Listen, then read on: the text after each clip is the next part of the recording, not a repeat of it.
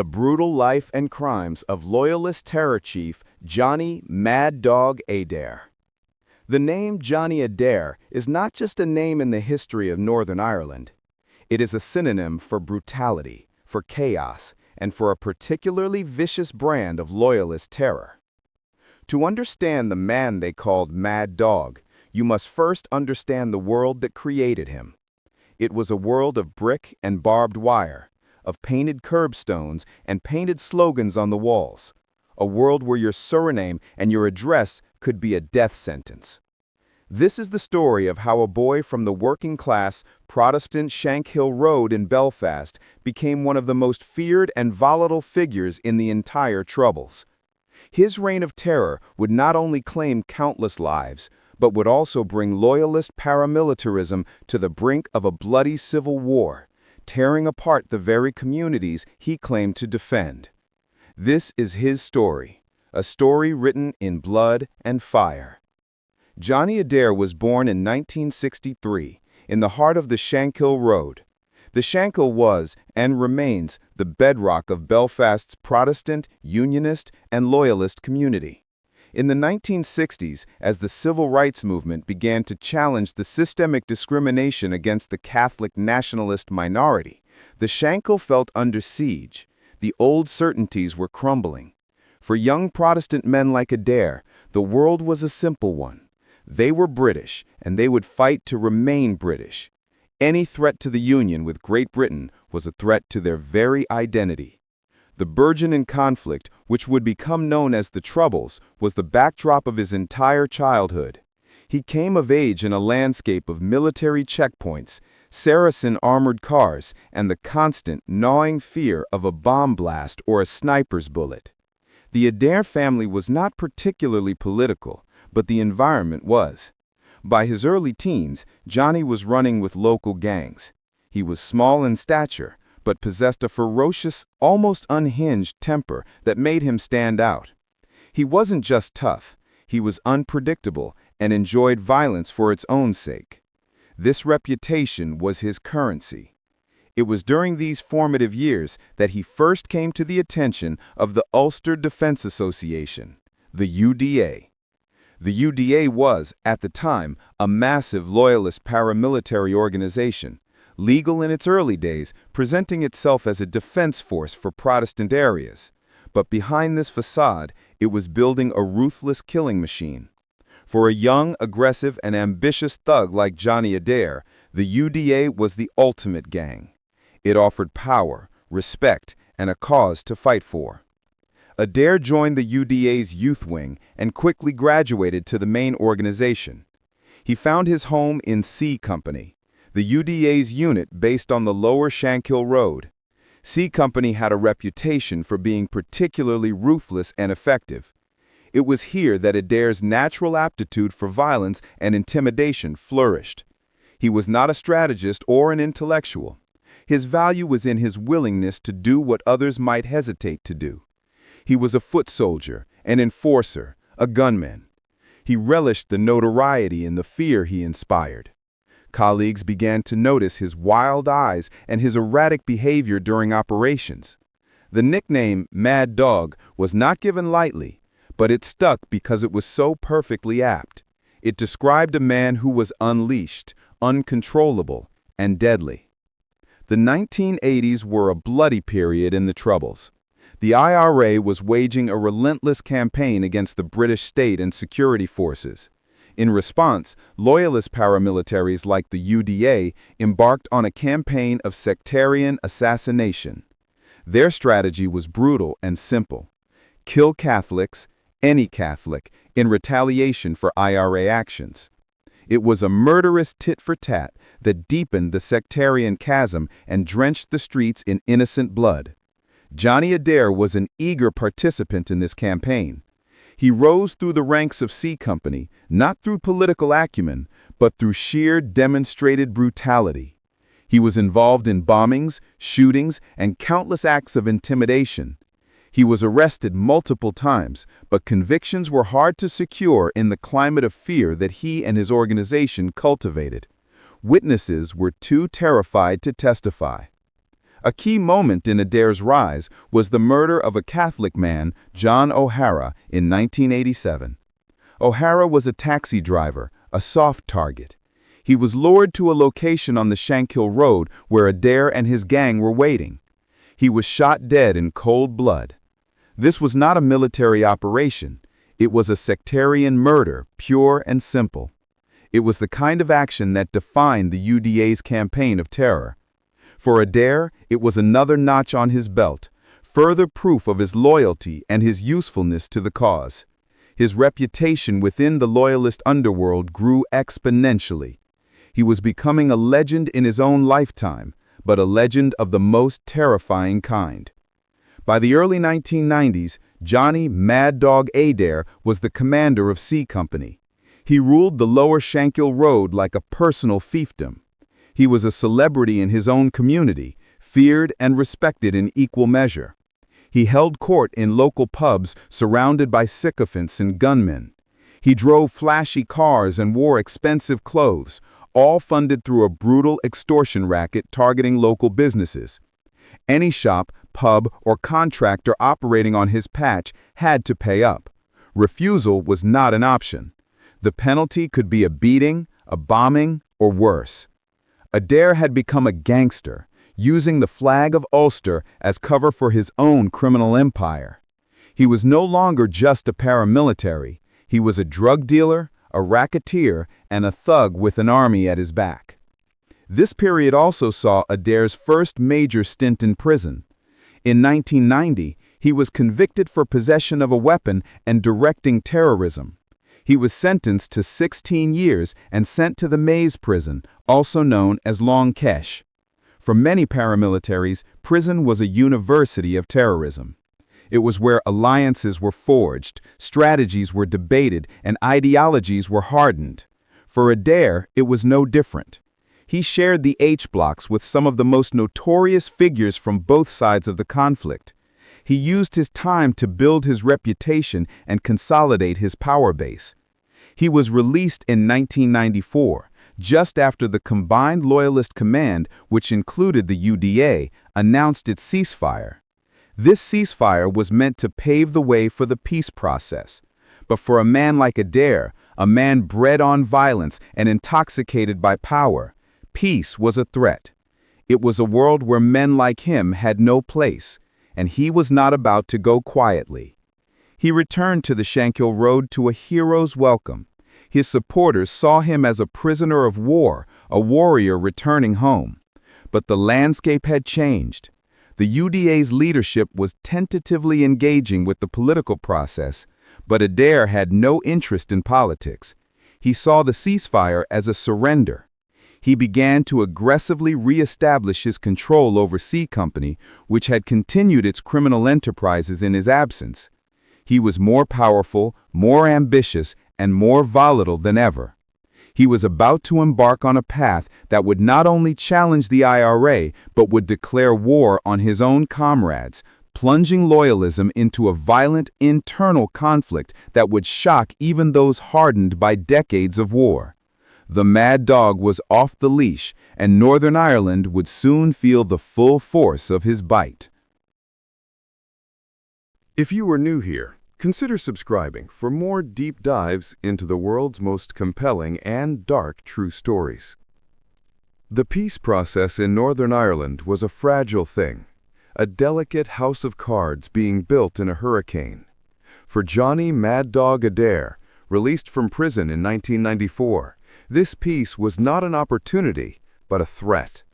The ceasefire and the political talks that followed meant that men of violence were being sidelined. For a man whose entire identity, power, and income were built on violence, this was an existential crisis. He returned to the Shankill Road not as a reformed man, but as a king ready to reclaim his throne. And he found that his kingdom, C Company, was more than willing to follow him back into the abyss. This chapter of his story is defined by two parallel wars, one against the nationalist enemy, and another, more shocking war against his own Loyalist brethren. Adair's power base was now stronger than ever. C Company was not just a paramilitary unit, it was a highly organized criminal syndicate. Their main source of income was extortion, or protection, as they euphemistically called it. Every business on the Shankill Road, from the smallest newsagent to the largest pub, had to pay a weekly tax to Adair and his men. The penalty for non-payment was a brutal beating, the firebombing of the premises, or worse. But extortion was just the beginning. Under Adair's leadership, C Company plunged headfirst into large-scale drug dealing. This was a step too far for many in the traditionalist UDA leadership, who publicly claimed to oppose drugs even as they turned a blind eye. Adair, however, had no such principles. He saw the massive profits to be made from pushing heroin and cocaine in his community, and he seized the opportunity with both hands. This criminal empire funded a lavish lifestyle for Adair and his inner circle. He drove a sleek BMW, wore designer tracksuits, and threw extravagant parties. He cultivated an image of the gangster king, a modern-day pirate. His wife, Gina, became a notorious figure in her own right, flaunting her wealth and influence. The Adairs were the undisputed rulers of the lower Shankill, and they made sure everyone knew it. This blatant criminality and flamboyance began to cause friction with the UDA's inner council, the organization's leadership. They saw Adair as a loose cannon, a liability, whose greed and ego were attracting unwanted police attention and bringing the entire organization into disrepute. The simmering tensions exploded into the open with the signing of the Good Friday Agreement in 1998. This historic deal promised a new power-sharing government for Northern Ireland. As part of the agreement, paramilitary prisoners affiliated with groups on ceasefire were to be released early. While this was celebrated in many quarters, for Adair it was a green light. He interpreted the early release of Republican prisoners as a sign of weakness from the British government. He believed the peace process was a betrayal of the Loyalist cause, and he was determined to wreck it. In the summer of 1998, Adair and C Company ignited one of the worst periods of sectarian violence Belfast had seen in years. The flashpoint was the annual Drum Cree Parade dispute in Portadown, where Orangemen were prevented from marching down a nationalist road. Adair used this as a rallying cry. He orchestrated a relentless campaign of intimidation and violence aimed at driving Catholic families out of isolated interface areas. His gunmen opened fire on the Catholic enclave of the Lower Ormeau Road. His followers petrol-bombed homes and attacked police lines.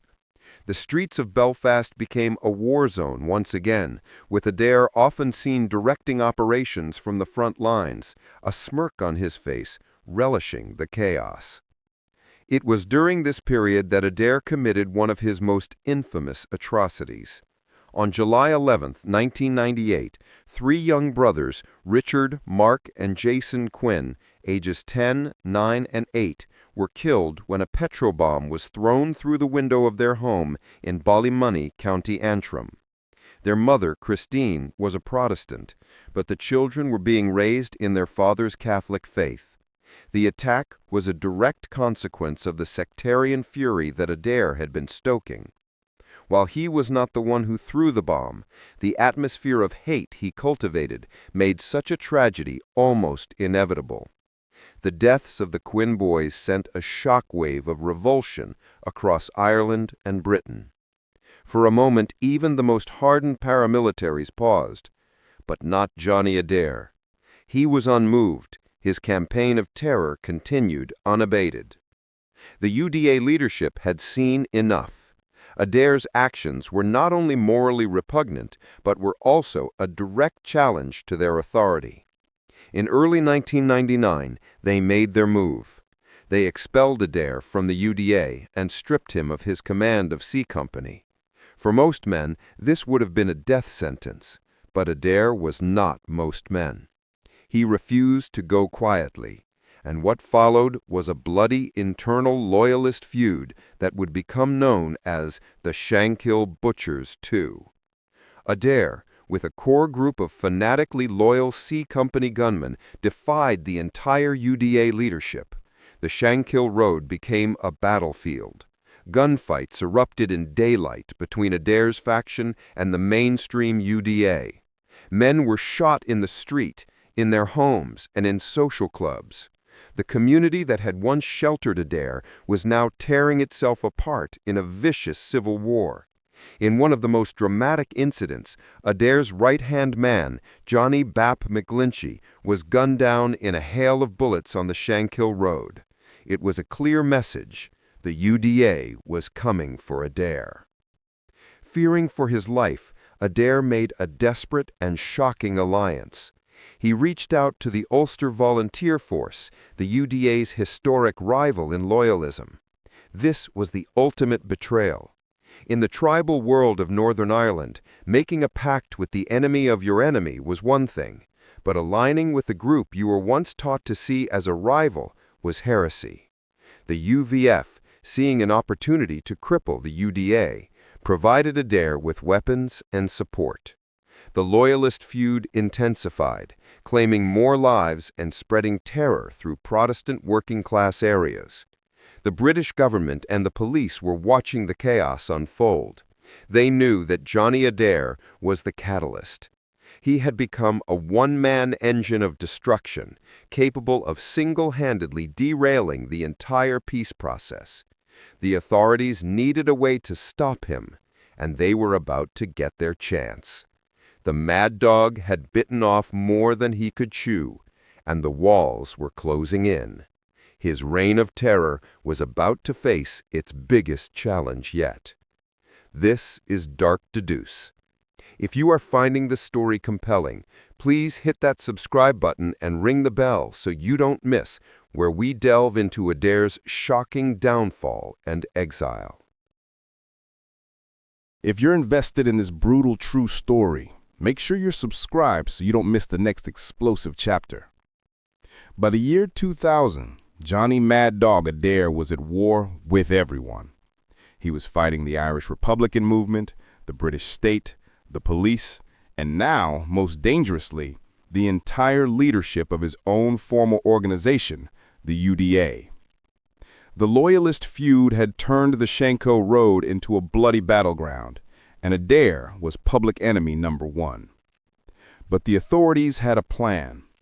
They knew that to stop the chaos, they had to cage the Mad Dog, and this time, they intended to throw away the key. The breaking point came in August 2000. The internal UDA feud was raging, with shootings and intimidation happening almost daily. The police, under immense political pressure to restore order, decided to act. Using new anti-terror legislation, the Secretary of State for Northern Ireland, Peter Mandelson, signed an order for Adair's rearrest. The charge was directing terrorism, specifically for his role in igniting and leading the bloody feud that was tearing loyalism apart. The evidence was overwhelming. Adair had been anything but discreet, often taunting his enemies from the safety of his Shankill Road stronghold. On a tense morning, armed police units descended on the lower Shankill. They stormed Adair's home and arrested him without a fight. The scene was chaotic, with his supporters gathering to shout abuse at the police, but the operation was swift and decisive. Adair was taken back to the very place he had been released from just a few years earlier, Her Majesty's Prison Maze, also known as Long Cash. But this time, it was different. He wasn't a prisoner of war. He was a Category A terrorist prisoner, deemed a direct and ongoing threat to the security of the state. His world had suddenly become very small. While Adair languished in his cell, the world outside moved on without him. The UDA, freed from his destabilizing influence, moved to consolidate its power and brutally crush any remaining support for Adair within C Company. His allies were hunted down, forced to flee, or brutally murdered. The most shocking example of this was the fate of his close friend and ally, Sam Skelly McCrory. McCrory, a fellow C Company hardman, had fled to Scotland, but was tracked down and shot dead in his flat in Ayr in 2001. It was a clear message from the UDA leadership. There would be no forgiveness for Adair's treachery. Back in prison, Adair's notoriety only grew. He was placed in the same H block as some of the IRA's most infamous prisoners, including the man convicted of the 1982 Hyde Park bombing. Incredibly, Adair reportedly struck up an unlikely and controversial friendship with his ideological enemies. They were united by their status as high-profile prisoners and their shared disdain for the prison system. For the authorities, this was a nightmare scenario. The most volatile Loyalist terrorist fraternizing with seasoned IRA operatives. While Adair's wife, Gina, became the public face of his regime on the outside, she was a fiery and defiant figure, frequently appearing on television to protest her husband's imprisonment and to threaten his enemies. She managed his affairs, controlled his finances, and tried to maintain his grip on the remnants of C Company. But without Johnny's fearsome physical presence, their power was rapidly evaporating. The UDA was systematically dismantling their criminal empire, seizing their extortion rackets and drug routes. In 2002, after a series of legal challenges, Adair was due for a parole hearing. The thought of him being released back onto the streets sent a wave of dread through the security forces and the UDA leadership alike. Both sides knew his return would instantly reignite the feud and plunge Belfast back into widespread violence. The police, who had had him under 24-hour surveillance, watched as the tension reached a boiling point. They knew a full-scale war was imminent. The UDA was massing its forces for a final, decisive assault on Adair's faction. The streets of the Shankill were about to become a killing ground. The end came in January 2003. The UDA issued a formal death warrant for Johnny Adair. They gave him and his family 48 hours to leave Northern Ireland or be killed. It was not an empty threat. Gunmen openly patrolled the Shankill, and Adair's home was attacked with a pipe bomb. He was a king without a kingdom, a general without an army. For the first time, the mad dog was truly cornered and out of options. Fearing for his life and the lives of his family, he made the most humiliating decision of his life. He agreed to run. Under heavy police escort, for his own protection from his former comrades, Johnny Adair, his wife Gina, and their children were driven to the ferry terminal in Larne. They boarded a boat to Scotland, exiled from the city and the community he had once ruled with an iron fist. He left behind a trail of blood, broken lives, and a community scarred by his violence. The most feared loyalist in Northern Ireland had been defeated, not by the IRA, but by his own. This is Dark Deduce. The story isn't over. Subscribe now where we follow Adair into a chaotic and violent exile and see how the hunter became the hunted. If you're following this brutal saga, subscribe for more deep dives into the lives of history's most notorious figures. The image of Johnny Mad Dog Adair being escorted onto a ferry by police in January 2003 was one of the most humiliating moments in modern Loyalist history. The self-styled King of the Shankill was now a refugee, fleeing for his life from the very organization he once commanded. But exile was not a retirement plan for Adair. It was merely a change of battlefield. His arrival in Scotland with his wife Gina and their children marked the beginning of a new, chaotic chapter defined by chaos, further violence, and the slow, painful erosion of his power. Adair and his family, along with a small band of loyalists from his C Company faction, initially settled in the seaside town of Bolton, near Manchester. They were placed in a safe house, but there was nothing safe about their presence. Adair was a magnet for trouble. His notoriety preceded him, and it wasn't long before the English press tracked him down. He was now a tourist attraction for all the wrong reasons. His face splashed across the newspapers, a paranoid and isolated figure. The British authorities had not sent him to England to live in peace. They had sent him there to contain the threat he posed to Northern Ireland's fragile peace. He was someone else's problem now. But Adair could not stay out of the spotlight. He was soon seen socializing in pubs with other exiled Loyalists, his bravado seemingly undimmed. He even gave a series of boastful interviews, claiming he was on holiday and would return to Belfast when the time was right. These provocations were like red rags to the UDA back in Belfast, who had no intention of ever letting him return. More immediately, his presence began to alarm the police forces in England. They knew that where Adair went, violence was sure to follow. They were watching him closely, waiting for him to make a mistake. The mistake came quickly. In May 2003, just a few months after his exile, Adair decided to take a trip to Scotland. He traveled to the town of Ayr, a place with its own history of Loyalist connections. But this was not a social visit. He was there to meet with his few remaining allies and, according to police intelligence, to explore potential new criminal ventures. However, the Scottish police were monitoring his every move. They arrested him for breaching the terms of his license by leaving the Bolton area without permission. This was the opportunity the authorities had been waiting for. He was swiftly returned to Northern Ireland, not as a free man, but as a prisoner once again, sent back to Maghaberry Prison. His return to prison in Northern Ireland was a massive security operation. The UDA had vowed to kill him on sight, and the police were taking no chances. He was held in solitary confinement for his own protection, a caged animal isolated from the world he had once terrorized. Back in his cell, his power was completely neutered. The world outside was moving on definitively without him. The UDA had solidified its control over the Shankill, and his name was now mud, synonymous with betrayal and disgrace. While Adair rotted in prison, the fallout from his reign continued to claim lives. In September 2003, his close friend and fellow exiled C Company member, Alan a.k.a. Bap McLean, was shot dead in Ayr, Scotland.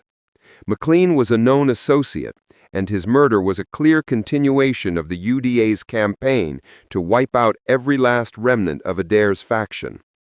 The message was clear. The exile offered no protection. The long arm of the UDA could reach anywhere. In 2005, after a thorough review, the Secretary of State decided that Johnny Adair would never be a free man in Northern Ireland again. He was officially informed that upon his release from prison, his license conditions would permanently ban him from setting foot in the province. He was being permanently exiled. For a man whose identity was so intrinsically linked to the brick and mortar of the Shankill Road, this was a psychological death sentence. He was being erased from the place that gave him meaning. When his prison sentence finally ended in 2005, the carefully orchestrated final act of his expulsion began. Under the cover of darkness, and with a massive police escort to prevent any attempt on his life by the UDA, Adair was driven to a military airbase. He was put on a plane and flown to England. This time, there would be no safe house in Bolton. He and his family were relocated to an anonymous address, his location a closely guarded secret by the authorities. He was now a ghost, a non-person in the world he once sought to dominate. The man who emerged from this process was a shadow of his former self. The swagger was gone, replaced by a paranoid caution. He was now in his 40s, his health was rumored to be poor, and his network of supporters was decimated, either dead, in prison, or having renounced him. He was forced to live under a new identity, constantly looking over his shoulder, not just for the UDA, but for dissident Republicans who also had him on his death list. The hunter had well and truly become the hunted. The mad dog had been declawed, muzzled, and cast out into the wilderness, his reign of terror finally, definitively over. This is Dark Deduce, The story of Johnny Adair is a stark lesson in the corrosive nature of power and violence. Subscribe for the final, where we examine his life in obscurity and the lasting legacy of the chaos he created. Welcome to the final chapter on Dark Deduce. If you followed this harrowing journey, please subscribe for more documentaries that explore the darkest corners of true crime and history. The story of Johnny Mad Dog Adair does not end with a dramatic death or a shocking return to power. Instead, it fizzles out into a bitter, obscure, and isolated existence, a fitting end for a man whose life was defined by loud, public brutality. His legacy is not one of honor or respect, but a cautionary tale of how blind hatred and unchecked ego can consume everything, including the person who wields it. Living under a secret identity in England, Adair became a ghost. The man who once held court in packed Shankill Road pubs was now a prisoner of his own notoriety, confined to a life of paranoia and anonymity. Reports sporadically emerged of him living in various towns across northern England, but details were scarce. He was occasionally spotted in supermarkets or on the street, a bloated and aged figure, often alone. The flashy BMWs and designer tracksuits were gone, replaced by the mundane reality of a life in hiding. The British authorities, while protecting him, also monitored him closely, ensuring the Mad Dog could not form a new pack. His family life, once a symbol of his power, lay in ruins. His relationship with his fiery wife, Gina, did not survive the long years of exile and pressure. They eventually separated.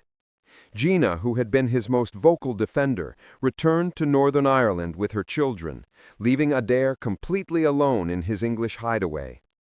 The kingdom he built had crumbled, and the Queen had left the castle. His children grew up largely away from their father, their lives overshadowed by the terrifying legacy of his name. Financially, the well had dried up. The lucrative extortion and drug money that funded his lavish lifestyle was cut off. With no legitimate skills and his face known to every police force in the UK, finding steady work was impossible. He was said to be living on state benefits, a far cry from the gangster king who once ruled the Shankill. The fear he once commanded was now replaced by pity, or worse, irrelevance. For a man like Adair, obscurity was a fate worse than death. He was not completely forgotten, however.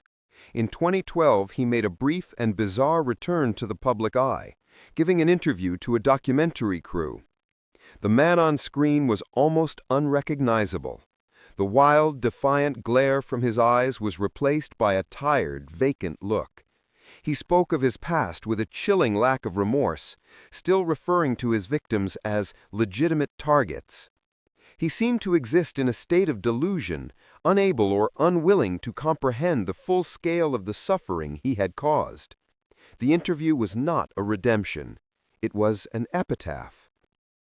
The physical and psychological toll of his life of violence began to manifest severely. He suffered a major heart attack, a direct result of years of poor health and stress. Rumors circulated about struggles with depression and illness. The body that had once been a weapon of intimidation was now failing him.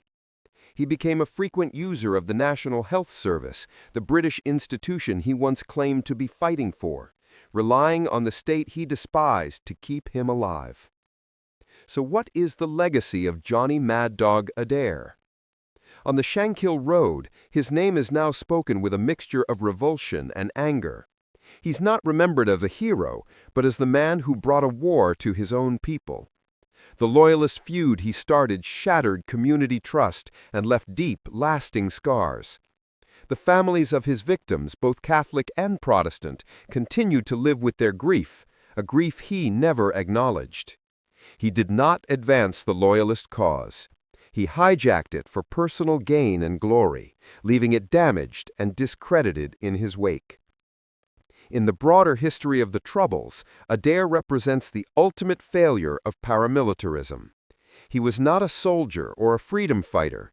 He was a gangster who used a political conflict as a cover for pure criminality and sadism. His story exposes the dark underbelly of the conflict, where sectarian hatred was exploited by thugs to enrich themselves and exert power. He showed how quickly a defender of the community can become its worst predator. Today, Johnny Adair remains in England, a lonely and broken figure. He is a man trapped by his past, with no future to look forward to. He cannot return home, his health is broken, his family is fractured, and his name is synonymous with betrayal and brutality. The mad dog who lived by the sword was ultimately defeated not by a sharper blade, but by the consequences of his own limitless capacity for chaos. His life serves as a stark and eternal warning that those who live by terror often end their lives in its cold, lonely shadow.